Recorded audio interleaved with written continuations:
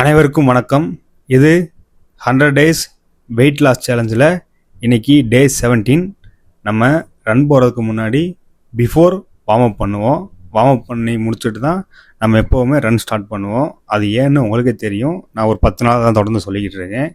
இப்போது நிறைய பேர் கமெண்ட் பாக்ஸில் கேட்குறீங்க, ப்ரோ நீங்கள் எந்த ஊருன்னு கேட்குறீங்க. நான் தேனி மாவட்டம் கூடலூர் தான் என்னோடய சொந்த ஊர்.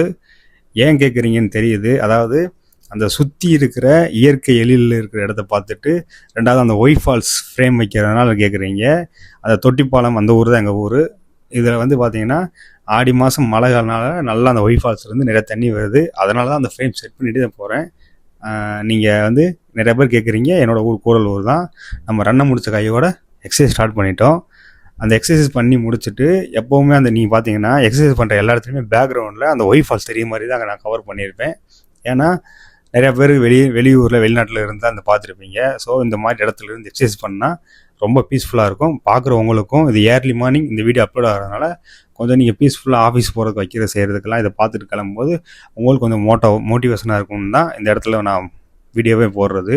செகண்ட் பார்த்தீங்கன்னா நம்ம பெல்லி ஃபேட் எக்ஸசைஸ் தான் பண்ணுறோம். இன்றைக்கி கொஞ்சம் எப்படி பண்ணுறேன்னா, நான் எல்லாத்தையுமே உங்களுக்கு ஆல்ரெடி சொல்லியிருக்கேன். நான் ஒவ்வொரு எக்ஸசைஸும் 20 பண்ணுவேன். அதை வீடியோக்காக தான் ஒரு 4 நாள் கட் பண்ணி ஏன்னா ஒரு 3 நிமிஷம் தான் வீடியோ அப்லோட் பண்ண முடியும். அதனால் என்ன பண்ணுறதுன்னா, நான் எல்லாத்தையுமே ஒரு 3 4 நாளில் கட் பண்ணி நான் உங்களை வீடியோ பண்ணுறேன்.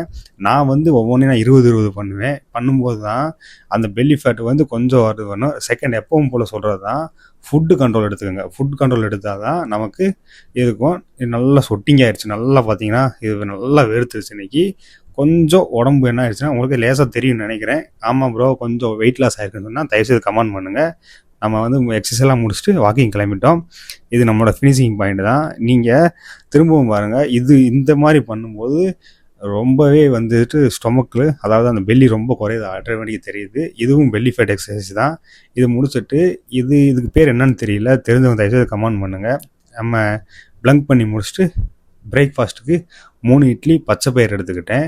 கொஞ்சம் என்ன ஆகுதுன்னா, அந்த பச்சை பயிர் ப்ரோட்டீன் இருக்குது. அது எப்பவும் சொல்கிற மாதிரி பிரேக்ஃபாஸ்ட்டு ப்ரோட்டீன் எடுத்துக்கோங்க.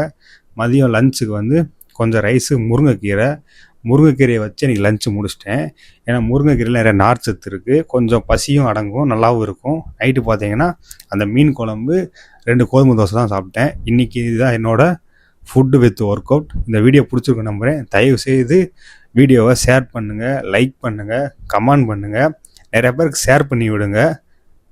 தேங்க்யூ.